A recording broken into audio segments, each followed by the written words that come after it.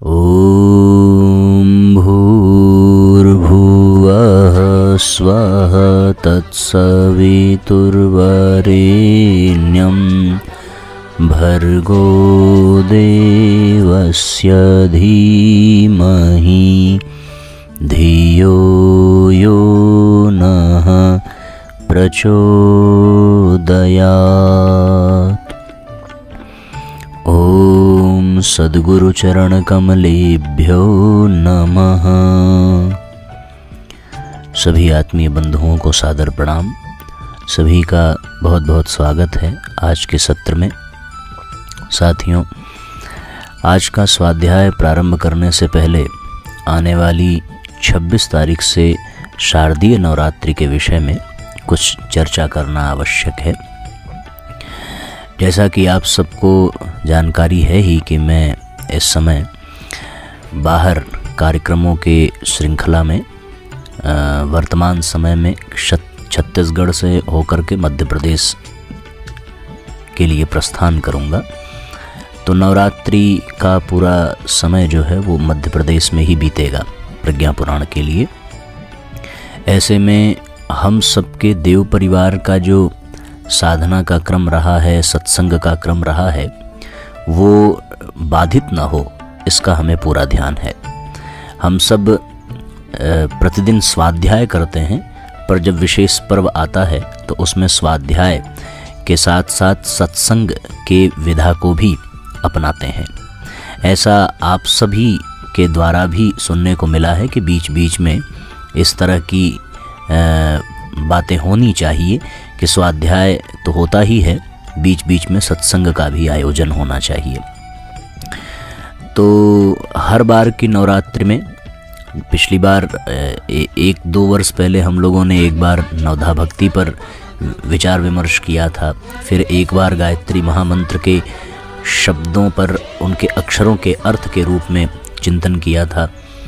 इस बार नवरात्रि का जो पर्व है वो ये परम पूज्य गुरुदेव की प्रेरणा से निर्धारण हुआ है कि गुरुजी ने जो 18 सत्संकल्प सूत्र दिए हैं, जो 21वीं सदी का संविधान गुरुजी ने बताया है, उन 18 सत्संकल्प सूत्रों की विस्तृत व्याख्या और अनुष्ठान के रूप में उन 18 सत्संकल्प सूत्रों का प्रतिदिन पाठ करना, ये इस बार की नवरात्रि के साधना का क्रम होगा। आपकी जो निर्धारित जप संख्या है, उपवास का जो क्रम है, वो सभी आप करें। सवेरे यज्ञ का वीडियो आपको बिल्कुल समय से मिलेगा और यज्ञ के साथ साथ जो है आपको जप का जो निर्धारण है वो आप अपनी क्षमता के अनुसार करेंगे। ध्यान रहे 12 माला से ऊपर करने पर ही उसे अनुष्ठान की संज्ञा दी जा सकती है। तो आप जो है कम से कम 12 माला अवश्य ही करें, और जो लोग 24,000 का अनुष्ठान कर सकते हैं वो 24,000 का अनुष्ठान करें। 12 माला से ऊपर करने वाले जितने भी परिजन हैं वो ग्रुप में अपना नाम लिख करके अवश्य भेज देंगे, ताकि उनको नवरात्रि पर्व का मुख्य यजमान बनाया जा सके। और शाम को प्रवचन का, सत्संग का क्रम जैसे चलता है वैसे ही चलेगा। ठीक 8 बजे आपको सत्संग के लिए आमंत्रित किया जाएगा, और सत्संग का जो प्रवचन का जो विषय होगा वो वही 18 सत्संकल्प सूत्र, जिसका पाठ आप प्रतिदिन नवरात्रि में 9 दिन करेंगे, उस पाठ का ही विस्तृत विवरण, उसकी व्याख्या आपको सुनने को मिलेगी। जैसे आपने गुरु गीता का शाम को प्रवचन सुना और सवेरे गुरु गीता का पाठ किया, पारायण किया, उसी तरीके से इन 18 सत्संकल्प सूत्रों का हम सवेरे पारायण करें। कुछ 3-3.5 मिनट में ये पूरे सत्संकल्प सूत्र का पाठ हम कर सकते हैं। नवरात्रि में पूजा और पाठ दोनों का क्रम रहता है। तो पूजा के क्रम में आप अपने जप आदि करते हैं, और पाठ के क्रम में कुछ लोग रामचरितमानस का पाठ करते हैं, कुछ दुर्गा सप्तशती का पाठ करते हैं। उसी तरह से हम इस बार जो है 18 सत्संकल्प सूत्रों का पाठ करेंगे। जिनके पास पढ़ने के लिए साहित्य हो सत्संकल्प सूत्र के, वो उसमें देख करके पढ़ें। अन्यथा हमने ऐसा वीडियो बनाया है कि आप उसमें सुन भी सकते हैं और साथ साथ पढ़ भी सकते हैं। कुछ दिनों से हमारे देव परिवार के सदस्य उसका अभ्यास भी कर रहे हैं। वो YouTube का लिंक आपको प्रतिदिन ग्रुप में भेजा ही जा रहा है। उन्हीं सत्संकल्प सूत्रों की व्याख्या हम सभी नवरात्रि में प्रवचन के और सत्संग के माध्यम से प्राप्त करेंगे। 18 सूत्र हैं, तो प्रयास ये है कि इस नवरात्रि में 9 सूत्रों की विस्तृत व्याख्या हो सके और फिर शेष जो 9 बचेंगे उनकी व्याख्या हम लोग चैत्र की नवरात्रि 2023 में करेंगे। ये क्रम रहेगा।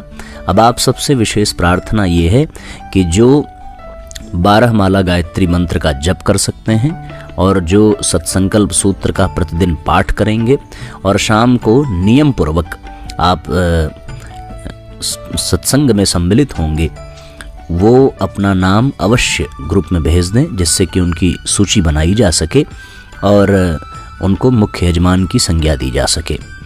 ये विशेष अनुष्ठान आप सबके लिए बहुत कल्याणकारी होगा, क्योंकि मनुष्य में भीतर मनुष्यता आ जाए और उसके लिए 21वीं सदी के संविधान के रूप में गुरु जी द्वारा दिए गए 18 सत्संकल्प सूत्र गीता के 18 अध्याय के रूप में हैं।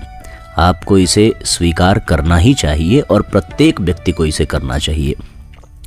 गायत्री जप इसलिए अनिवार्य हो जाता है कि उससे आपकी पात्रता का विकास होगा। नवरात्रि में शक्ति साधना का क्रम रहता है और गायत्री मंत्र के माध्यम से आप पूरे 6 महीने के लिए रिचार्ज हो जाते हैं। आपकी आत्मशक्ति, आपका मनोबल, आपका शरीर बल सब बढ़ता है। उपवास से शरीर बल बढ़ता है और पाठ पारायण से मनोबल बढ़ता है और जप आदि से आत्मबल बढ़ता है। तो फिर इसका आप अवश्य अपने जीवन में स्थान दें और आप सभी से विशेष प्रार्थना है कि आप इसका लाभ उठाइए। आपको घर बैठे ये सौभाग्य प्राप्त हो रहा है कि आप 18 सत्संकल्प सूत्रों का पारायण करें और उसका विस्तृत उसकी व्याख्या आप घर बैठ कर के प्राप्त करेंगे, तो आपको इसका विशेष लाभ मिलेगा। और दिन भर आप जब सत्संकल्प सूत्रों का पाठ करें, पारायण करें, तो समय मिलने पर उसको बार बार चिंतन करना, उसको बार बार दोहराना, तो ये सारे सूत्र हमारे जीवन में उतरते चले जाएंगे। और जब इन सूत्रों को हम अपने जीवन में अनुभव करेंगे, उनको अपने अनुशासन में ढालेंगे, तो निश्चित रूप से हमारे भीतर देवत्व की अभिवृद्धि होगी और हमारा जीवन सुखमय होगा, स्वर्गमय होगा। इसलिए आप सब अधिक से अधिक उत्साह के साथ, अधिक से अधिक संख्या में अवश्य इसमें सम्मिलित होइए। इसके लिए आपको अपना नाम, अपना नंबर, ये 2 चीज़ ग्रुप में भेजनी है। इसका विशेष ध्यान रखेंगे। नंबर आप नहीं भी भेजें क्योंकि आप ग्रुप में जुड़े ही रहेंगे, पर जो नए परिजन हैं वो अपना नंबर भी भेजें, अपना स्थान भी भेजें और अपना नाम भी भेजें। ध्यान रहे, फिर से बता दें, उपवास आपकी मर्जी है, आप 9 दिन का करते हैं या नहीं करते, ये निर्धारण आप अपनी स्थिति परिस्थिति के अनुसार करें। 12 माला गायत्री मंत्र का जप ये अनिवार्य होगा। उसके बाद सत्संकल्प सूत्र का पाठ, जिसका वीडियो लिंक आपको YouTube से मिल जाएगा, वो अनिवार्य होगा। साथ ही प्रतिदिन 1 घंटे का मौन व्रत ये आपको अवश्य ही करना होगा। और फिर शाम को ठीक 8 बजे, अब 8 बजे या 7:30 बजे, कभी कभी हम लोगों ने 7 बजे से किया है, कभी कभी 7:30 बजे से किया है, पर मैं समझता हूँ कि आधे घंटे 45 मिनट का ही वह प्रवचन होगा, तो आप 8 बजे से ही करें, 8 से 8:30। उसके बाद फिर आप आरती आदि करके अपने उपासना विधि को पूर्ण करेंगे। ठीक है, इतना क्रम बना लीजिए, या आरती करके आप बैठें। आरती करने के पश्चात ही आप प्रवचन सुने, सत्संग सुने, तो भी आपको कोई दिक्कत नहीं है। तो जितने भी परिजन इसमें सम्मिलित होना चाहते हैं वो अवश्य अपना नाम लिख करके भेजें और उनकी सूची तैयार की जा सके। नियमावली अनुष्ठान की जो है वो ग्रुप में आपको अवश्य भेज दी जाएगी, आप उसे अवश्य पढ़ लेंगे। और जो लोग देव परिवार ग्रुप में नहीं जुड़े हैं व्हाट्सएप पे, वो अगर जुड़ना चाहते हैं तो यहाँ डिस्क्रिप्शन में ग्रुप का लिंक भी हम भेज देंगे। वो लोग देव परिवार ग्रुप को ज्वाइन करें और उसमें साधना के लिए समय समय पर निर्देश आपको मिलते रहेंगे। किस तरीके से आपका अनुष्ठान चलना चाहिए, किस तरीके से आपको यज्ञ का लिंक मिलेगा यज्ञ करने के लिए, और फिर पारायण के लिए सत्संकल्प सूत्रों का लिंक मिलेगा और शाम के प्रवचन का लिंक मिलेगा। ठीक है। इन्हीं बातों के साथ नवरात्रि संबंधी निर्देश को देना अति आवश्यक था। तो मैं अब इन बातों को विराम देते हुए आइए हम लोग स्वाध्याय की ओर चलें और परम सत्ता को नमन करते हुए स्वाध्याय का क्रम प्रारंभ करेंगे। 10-15 मिनट का स्वाध्याय अवश्य करें, क्योंकि 10 मिनट का समय तो निर्देशन में ही चला गया है, फिर भी स्वाध्याय का क्रम बाधित नहीं होना चाहिए। आइए अखंड ज्योति पत्रिका जुलाई अंक की हम लोग उसका स्वाध्याय प्रारंभ करते हैं। आज का अध्याय है युग धर्म। इस अध्याय के अंतर्गत परम पूज्य गुरुदेव लिखते हैं, हमारी संस्कृति के जीवन सिद्धांतों में मनुष्य के लिए उत्कृष्टतम मार्ग धर्म का मार्ग है। यहाँ धर्म को किसी वेशभूषा, परंपरा, मत, संप्रदाय के अर्थ में नहीं, अपितु कर्तव्य, अनुशासन, जिम्मेदारी, नैतिकता जैसे जीवन मूल्यों के रूप में स्वीकार किया गया है। इसलिए मनुष्य जीवन के समस्त कार्यों, कर्तव्यों को भारतीय जीवन पद्धति में धर्म के साथ जोड़ा गया है। जन्म से मृत्यु तक किए जाने वाले सभी कर्तव्यों का बोध कराने के लिए धर्म का ही अवलंबन किया गया है। मनुष्य का प्रत्येक कर्म, आचरण, व्यवहार किसी न किसी कर्तव्य रूपी धर्म से अनुशासित है। स्वयं के लिए स्वधर्म, परिवार समाज के लिए पुत्र धर्म, पितृधर्म, मातृधर्म, मित्र धर्म, नैतिक धर्म, अतिथि धर्म और नागरिक धर्म, राष्ट्र धर्म जैसे सैकड़ों कर्तव्य व अनुशासन रूपी धर्म से हमारे जीवन को संयमित, विकसित और सामंजस्यपूर्ण जीवन पद्धति में बांधने और चलाने का मार्ग शास्त्रों में निहित है। धर्म कर्तव्यों से बुनी गई इसी जीवन पद्धति पर चलकर हमारे सांस्कृतिक, धार्मिक और सामाजिक जीवन मूल्यों का पोषण और संरक्षण करने में हम युग युगांतर से सफल रहे हैं। विविधता में एकता, नैतिकता में आध्यात्मिकता, आत्मा में परमात्मा और परमात्मा में विश्व वसुधा के समन्वय की मूल शक्ति का केंद्र हमारे शास्त्रों में वर्णित यही कर्तव्य रूपी धर्म सिद्धांत है। लेकिन प्राचीन काल से लेकर आज तक इतिहास साक्षी है कि जब जब धर्म की डोर कमजोर पड़ी है, मनुष्य जीवन के पग इस कर्तव्य पथ से विमुख हुए हैं, तब तब व्यक्ति, समाज, राष्ट्र और संपूर्ण मानव जाति पर संकट गहराया है। यह भी सच है कि ऐसे संकट से उबारने हेतु हर काल में महापुरुषों, अवतारों, दिव्यात्माओं ने आकर पुनः धर्म की स्थापना का महान पुरुषार्थ किया है। भगवान श्री राम, श्री कृष्ण, बुद्ध, महावीर, आचार्य शंकर, महर्षि दयानंद, श्री राम कृष्ण परमहंस, श्री अरविंद, महर्षि रमण और पूज्य गुरुदेव आचार्य श्री राम शर्मा तक की सुदीर्घ परंपरा में सभी के समक्ष धर्म मार्ग से भटकती मानवता को पुनः अपने कर्तव्य पर वापस लाने का पवित्र उद्देश्य निहित रहा है।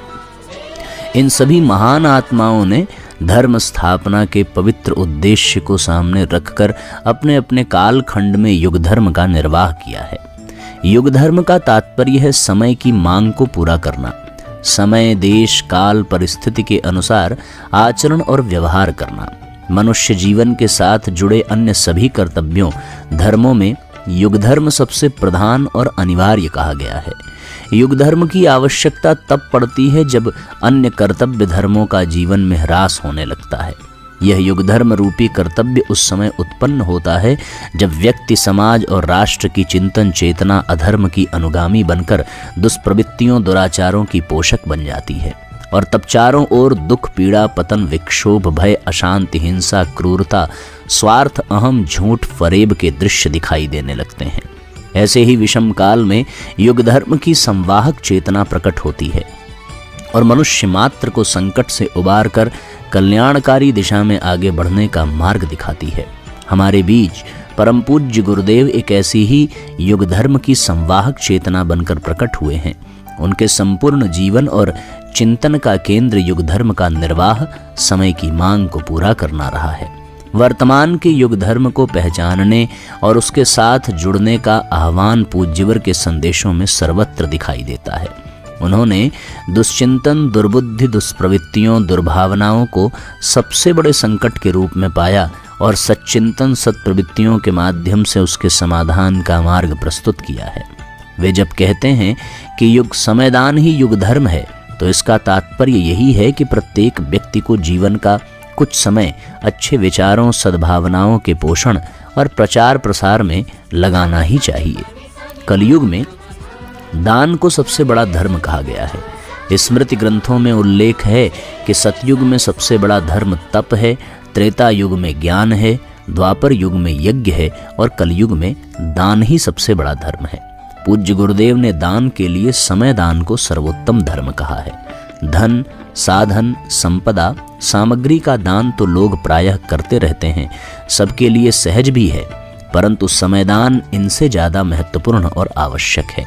ऐसे लोगों की कमी नहीं है जिनके भीतर सद्भावनाओं और श्रेष्ठ चिंतन की धाराएं बह रही होती हैं, परंतु जीविकोपार्जन के कार्य व अन्य जिम्मेदारियों, क्रियाकलापों में ही उनका पूरा समय लग जाता है। फलस्वरूप सत्प्रवृत्तियों के प्रचार प्रसार और दुष्प्रवृत्तियों के उन्मूलन की दिशा में कोई सार्थक योगदान नहीं कर पाते हैं। इसके लिए समयदान का मार्ग ही सर्वोत्तम है। अपने समय का एक छोटा सा अंश नियमित रूप से आत्म कल्याण और लोक कल्याण के कार्यों में नियोजित करने मात्र से ही युग धर्म का निर्वाह हो जाता है। अखिल विश्व गायत्री परिवार के रूप में करोड़ों लोगों का विश्वव्यापी संगठन जो आज प्रत्यक्ष दिखाई देता है और युग धर्म के निर्वाह में सतत संलग्न है, इसकी मूल धुरी समयदान ही है।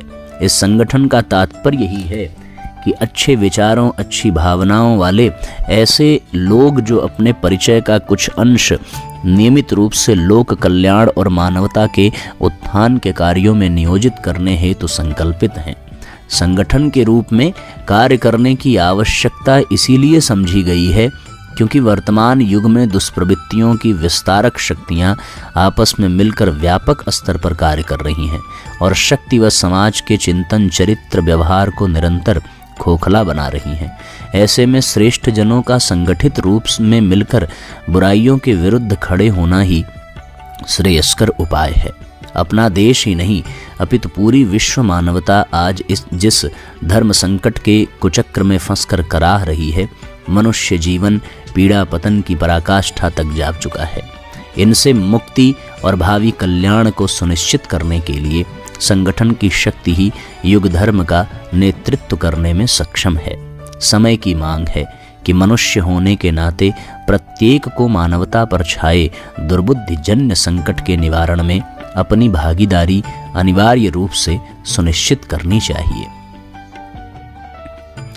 जैसे हैं सुनिश्चित करनी चाहिए, जहाँ हैं जैसे हैं वहीं से सच्चिंतन और सद्भावनाओं के विस्तार में संलग्न होकर युग धर्म को चुनौती स्वीकार कर लेनी चाहिए। यदि कोई यह सोच बैठे कि यह तो हमारा काम नहीं है और न इसके लिए हमारे पास कोई समय है, तो ऐसे लोगों में सद्बुद्धि के लिए यही कहा जाएगा कि जहां आप रहते हैं वहां भगवान न करे, परंतु यदि किसी कारण आग लग जाए, बाढ़ आ जाए, तब यही होगा कि आप बिना एक क्षण गवाए सब कुछ छोड़कर जीवन सुरक्षा, आपदा निवारण के कार्य में दौड़ पड़ेंगे। सामान्य कर्तव्यों, धर्मों का त्याग कर आपद धर्म का निर्वाह करेंगे। समझो कुछ ऐसी ही आपदा मनुष्य जीवन में आ चुकी। धरती से मानवता के साम्राज्य को जलाकर नष्ट कर देने वाली आग दावानल का रूप ले रही है। शरीर, मन और आत्मा के स्तर पर जीवन शक्ति और ऊर्जा से मनुष्य निरंतर हीन बनता जा रहा है। चिंतन की संकीर्णता, विचारों की विषाक्तता, भावनाओं की निर्दयता, निष्ठुरता ने मनुष्य जीवन को आदर्श मूल्यों से रिक्त कर डाला है। चाहे अनचाहे सभी एक दूसरे की पीड़ा, पतन, पराभव का कारण बन बैठे हैं। 21वीं सदी के 2 दशक बीत चुके हैं। सुख, शांति और आनंद की शाश्वत इच्छा करने वाला मनुष्य आज जिस स्थान पर है वह दुर्भाग्यपूर्ण है। अंतर मन में विक्षोभ, अशांति, भय, अस्थिरता, असंतोष, चिंता, तनाव और द्वंद्व जैसी विकृतियों ने स्थान ले लिया है। बाह्य जगत में प्रगतिवादी आधुनिकता, भोगवाद, पूंजीवाद, आतंक, भ्रष्टाचार, महामारी, असुरक्षा, स्वार्थ, अहंकार से सनी लड़ाइयाँ, इन सब आसुरी वृत्तियों के दुष्प्रभाव में घिरा आज का मनुष्य किंग कर्तव्य विमूढ़ दिखाई देता है। भीतर बाहर दोनों ही ओर जीवन के अस्तित्व को निगल जाने वाली आग लगी है। यह संकट जीवन और जीवन मूल्यों पर ही नहीं अपितु जीवन के अस्तित्व पर भी है। जब चारों ओर आग लगी हो तो यह निश्चित है कि देर सबेर हम तक भी आ ही जाएगी। हमसे बचने का उपाय मात्र यही है कि आग बुझाने की दिशा में चला जाए। पानी, मिट्टी आदि जो कुछ भी आग बुझाने के संसाधन हाथ लगें, उन्हें लेकर आपद धर्म के कार्य में जुट जाएं। यह भी न बन पड़े तो कम से कम उन लोगों के साथ खड़े हो जाएं जो पहले से आग बुझाने के कार्य में लगे हैं। उन साहसी जनों का उत्साह बढ़ाएं। परमात्मा ने मनुष्य मात्र को उस संभावना से युक्त बनाया है कि जिसके संकल्प, इच्छा और प्रचंड पुरुषार्थ के समक्ष दुनिया का कोई भी संकट टिक नहीं सकता। आज के युग संकट के समाधान के लिए भी दृढ़ इच्छा शक्ति और प्रबल पुरुषार्थ की आवश्यकता है। समय की मांग है कि मनुष्य के जीवन में चहुओर जो आग लगी दिख रही है, उसका मूल कारण विकृत चिंतन और दूषित भावनाएं हैं। इस आग को बुझाने का एकमात्र उपाय है सच्चिंतन, सद्भावनाओं का प्रचार, प्रसार, विस्तार। दुष्प्रवृत्तियों, दुष्कर्मों, दुराचरण के मार्ग पर भटकते व्यक्तियों, समाज और विश्व को सच्चिंतन और सद्भावनाओं के द्वारा ही दुखद नियति से बचाकर सुखद कल्याणकारी मार्ग पर लाया जा सकता है। इस युग का युग धर्म यही है कि हम सभी सामान्य कर्तव्य धर्मों की चिंता किए बगैर युग धर्म के आह्वान को स्वीकार करें और सत्प्रवृत्तियों, सच्चिंतन और सत्कर्म के कार्यों में अपनी हिस्सेदारी सुनिश्चित करें। समयदान ही युग धर्म का मर्म समझें, समझाएं तथा विश्व मानवता के समक्ष उज्जवल भविष्य के उत्तराधिकारी बने। इस अध्याय को सुनकर के साथियों आप सब ने अनुभव किया होगा कि वास्तव में युग धर्म क्या है। हम जहाँ भी हैं, जिस स्थान पर हैं, उसी स्थान पर सच्चिंतन को, सद्विचारों को फैलाने का काम करें। और आपके लिए तो सौभाग्य का इससे अच्छा अवसर क्या होगा कि आप ऑनलाइन दैनिक स्वाध्याय से जुड़ करके प्रतिदिन श्रेष्ठ विचारों को सुन रहे हैं, पढ़ रहे हैं। आपके लिए युग धर्म को निभाने का इससे अच्छा अवसर नहीं मिल सकता। आप अपने घर पर ही बैठे बैठे आपके जितने भी रिश्तेदार हैं, आपके जितने भी साथी सहयोगी हैं, आपके संपर्क में जितने हैं, उन सबको आप ऑनलाइन दैनिक स्वाध्याय से जोड़ें। और जब आप जोड़ेंगे तो उनको अपने आप सद्विचार मिलेगा, सच्चिंतन मिलेगा। आप देख ही रहे हैं कि बिना किसी शुल्क के, बिना किसी स्वार्थ के आप सब तक गुरुदेव के विचारों को पहुंचाने का क्रम यहाँ से चल रहा है। इसका उद्देश्य केवल यही है कि यही युग धर्म है, अच्छे विचारों को लोगों तक पहुंचाना, उन्हें प्रेरित करना और उनके विचारों को बदलकर उनके जीवन में सौंदर्य का विकास करना। विचारों से ही व्यक्ति का जीवन बनता है, व्यक्ति का व्यक्तित्व बनता है। इसीलिए गुरुजी ने सबसे बड़ा काम कहा है, सद्विचारों का पुण्य प्रसार होना चाहिए, सच्चिंतन का विस्तार होना चाहिए और इसके लिए स्वाध्याय ही सर्वश्रेष्ठ माध्यम है। और आज के समय में जब लोग अपने जीवन में अति व्यस्त हो गए हैं और सोशल मीडिया से जुड़ रहे हैं, तो उसी सोशल मीडिया को माध्यम बना करके ये श्रेष्ठ विचार उन तक पहुंचाने चाहिए। आप अपने घरों में रह करके, अपने पड़ोसियों में, अपने रिलेटिव्स में, अपने कॉन्टैक्ट्स में सबको स्वाध्याय का लिंक भेजा करें और भेज करके उनको बार बार प्रेरित करिए कि इनसे जुड़ें, इन विचारों को समझें, इनको अपने जीवन में धारण करें। आपके लिए यही युग धर्म है। इसी युग धर्म का पालन करने की प्रेरणा परम पूज्य गुरुदेव ने हमें दी है और बिना कुछ किसी इफ बट के हम प्रतिदिन स्वाध्याय में आप सबके लिए कभी अखंड ज्योति के माध्यम से, कभी गुरुजी के साहित्य के माध्यम से सच्चिंतन, सद्विचारों के प्रसार के लिए आप सबके सामने प्रतिदिन उपस्थित होते हैं। आप भी इसका निर्वाह करें और आपके भी माध्यम से सबको इसका दिव्य लाभ मिले। एक छोटी सी कहानी है, उसको पढ़ करके आज के सत्र को विराम देंगे। सोमदत्त नामक एक ब्राह्मण राजा भोज के पास मिलने के लिए पहुंचा और बोला, महाराज आपकी आज्ञा हो तो उज्जैनी के नागरिकों को भागवत कथा सुनाऊं, मुझे कुछ दक्षिणा प्राप्त हो जाएगी। राजा बोले, आप अभी कुछ और दिन भागवत पाठ का अभ्यास कीजिए। ब्राह्मण ने सारी भागवत कंठस्थ कर ली और पुनः राज दरबार में उपस्थित हुआ, परंतु उसे इस बार भी सकारात्मक उत्तर न मिला। इस प्रकार वह ब्राह्मण कई बार राजा के समक्ष उपस्थित हुआ, पर उसे हर बार निराश ही लौटना पड़ा। किंतु भागवत के निरंतर पाठ से उसके अंतर मन में धीरे धीरे भगवान के प्रति निष्ठा जागृत हो गई। उसके मन में तुच्छ कामनाएं तिरोहित होने लगीं और सात्विक निष्ठाएं जन्म लेने लगीं। इस बार जब वह बहुत दिनों तक राज दरबार में नहीं पहुंचा तो राजा भोज ने उसका पता लगवाया। सारी स्थिति का पता चलने पर उन्होंने सोमदत्त को उज्जैनी बुलवाकर भागवत कथा सुनाने का आग्रह किया। आश्चर्यचकित सभासदों ने पूछा, यह ब्राह्मण जब स्वयं कई बार यहाँ आया तो आपने इसे उपेक्षित किया और आज आप इसे स्वयं भागवत कथा वाचन का निमंत्रण देने पहुंचे, ऐसा क्यों? राजा बोले, पहले यह धन के लोभ में कथा करना चाहता था, पर अब उसके अंदर से प्रभुनिष्ठा के बोल निकलते हैं। सच्ची श्रद्धा निष्ठा का मूल्य नहीं होता। अद्भुत प्रसंग है भैया, और इससे हर व्यक्ति को प्रेरणा लेनी चाहिए। यद्यपि कथावाचक की भूमिका, कथावक्ता की भूमिका निभाने का उत्तरदायित्व गुरुजी ने दिया है, तो ये हमारे लिए भी बहुत ही सारगर्भित और बहुत ही प्रेरणादायक है। निश्चित रूप से आप सब भी श्रेष्ठ विचारों का पुण्य प्रसार करने में अपने युग धर्म का पालन करें। इन्हीं भावनाओं के साथ आज के सत्र को विराम देंगे। गायत्री मंत्र साथ साथ बोलें। साथ ही नवरात्रि पर्व में अधिक से अधिक बढ़ चढ़कर हिस्सा लेने के लिए आप सब 18 सत्संकल्प सूत्र के पारायण और उसके प्रवचन में मुख्य यजमान की भूमिका निभाएं। आप सबको उसकी नियमावली ग्रुप में भेज ही दी जाएगी और आप सब इसके अभ्यासी हैं, कोई नई चीज़ नहीं है, पर आप सब अपना नाम अवश्य भेजें। ओम भूर्भुवः स्वः तत्सवितुर्वरेण्यं भर्गो देवस्य धीमहि धियो यो नः प्रचोदयात्।